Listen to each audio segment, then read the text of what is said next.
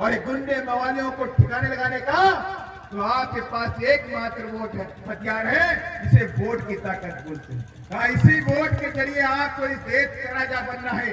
इसी वोट के जरिए आप अपने बच्चों का भविष्य बना सकते हो।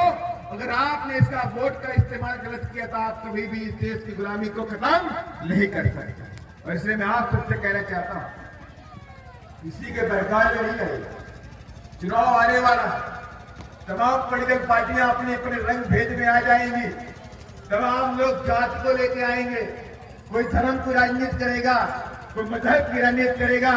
लेकिन मैं आपसे कहना चाहता हूं, बहुजन समाज पार्टी न धर्म की राजनीति करती है, न जात की राजनीति करती है।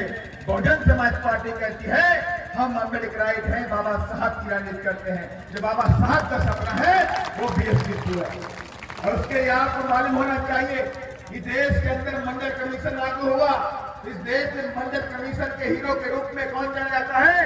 अगर इस देश में पिछड़ों के बच्चों को रिजर्वेशन मिला, 27% रिजर्वेशन मिलता है, ये देश मांझर कांसीराम साहब की और बहन कुमारी मैना की। और इसलिए मैं आप सबसे कहना चाहता हूँ, किसी के बहकावे में नहीं आना।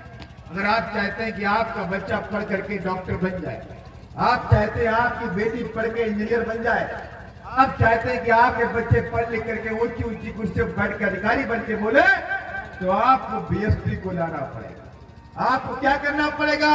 हाथी का बटन दबाना पड़ेगा। मानते कि नहीं मानते हैं?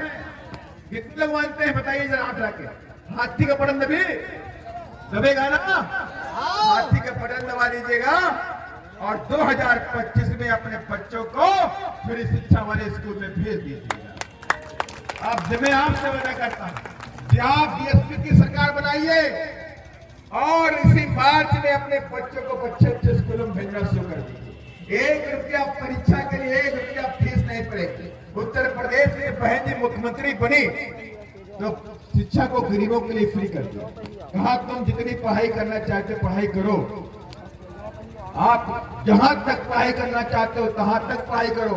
अगर विदेश भी जाना चाहते हो तो विदेश भी जाओ, विलायत में पढ़ना चाहते हो वहां भी जाओ। अगर आप गरीब हो तो पैसे की टेंशन मत लेना, तुम्हारी बहन मुख्यमंत्री पैसा मैं भर दूंगी। यह जज्बा होना चाहिए।